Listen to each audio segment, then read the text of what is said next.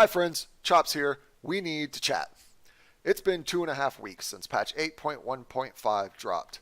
I had a whole video written up, halfway recorded, to talk about all the changes we had seen in the patch notes and everything we had tested out on the PTR, but then Blizzard sprung a couple of surprises on us and turned this into the most consequential patch in twinking history. So I had to give it a week or so to really get a feel for what happened, how it's going to affect us, and to give you all the best information I can in the simplest way possible. So let's start with the small stuff. First, Warsong Gulch and Arathi Basin both got complete remodels. Not reskins, not recolors, complete remodels. Which means all the old jumps are gone, there's a bunch of new jumps, etc., etc., etc. But guys, the most important thing here is those remodels look amazing. They're really, really good. The design team at Blizzard really outdid themselves on these, so get in there and check them out. I really cannot speak highly enough for this change. I'm going to drop a couple of minutes of gameplay in here so you guys can get a feel for what I'm talking about.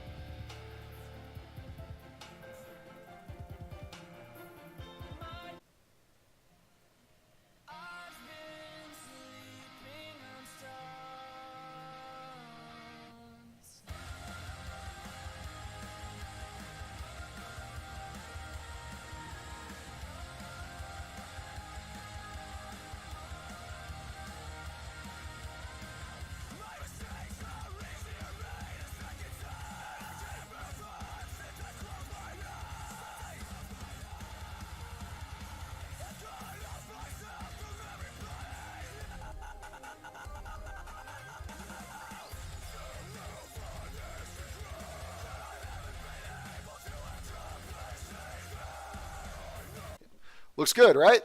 Awesome. Secondly, gear from Dungeons and Quests got a small boost in eye level. This was applied retroactively to any gear that was acquired after 7.3.5. So in other words, if you geared your twink in battle for Azeroth, its gear got upgraded automatically. If you got gear from before that, you may need to refarm some dungeon drops. Because everything across the board got an equal eye level boost instead of just certain pieces, best in slot lists weren't really impacted by this particular change. English teachers call that foreshadowing. The last of the changes we expected and were prepared for, enchants got a nerf. Except Crusader but all your favorites like Elemental Force, Coastal Surge, Incendiary Ammo, Stats to Chest, etc. saw a 40 to 60% nerf. For those of us who free to play, this is excellent news because it closed the gap between us and pay to play twinks. These enchants are still good, mind you, they're just not broken anymore. Except Crusader, because in any other patch, these changes alone would have been pretty big and impactful. But then Blizzard sprung two other big-time changes on us that turned the twinking world upside down. First, quest rewards and single-source unique drops can proc an upgrade to rare and even epic. Niche gear that was maybe useful in some off-specs has suddenly become best in slot. Quest rewards you'd otherwise trash are now highly sought after if you're lucky enough to get an epic proc. How exactly does this work and what gear is included? Well, here's what we know. Any quest reward has a chance to be an upgrade. Blues can upgrade to epics, greens can upgrade to both blues and epics. This is true for both open world quests and dungeon quests. Furthermore, unique items that drop from rare mobs like Foreman's Leggings, the Pacifier, Feathered Headdress, etc. can all upgrade. As well, items that drop from only a single type of mob, like Foam Spittle Staff or Slicer Blade out in Westfall, have a chance to upgrade. This does not appear to apply to mobs and rares and instances, so things like Gloves of the Fang or Fire Belcher probably don't upgrade. Probably. So stay tuned. I'm already working on a video for how to gear in this new era of twinking. And finally, the big kick in the pants of twinking, Blizzard resegregated XP on and XP off queues.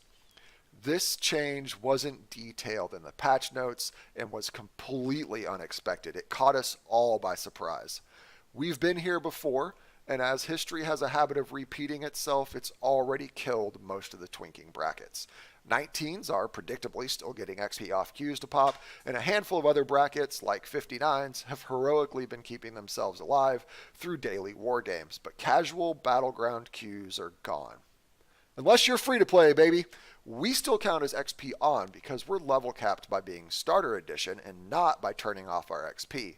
This also applies to vets as well, and since vets have, predictably, piqued the interest of a few folks, I'll do a video on the difference between vets and free to play here pretty quick.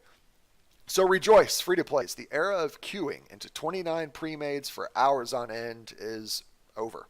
Sure, vets are still going to exist, but given the nerfs to enchants and the added steps in grouping and queuing, even if you encounter vets, it's unlikely you're still going to encounter these huge groups of steamrolling vet pre-mades. So pour one out for our twinking brethren in the other brackets, but a new era of excellent free-to-play PvP is upon us. So until next time, y'all take it easy, and I'll see you then.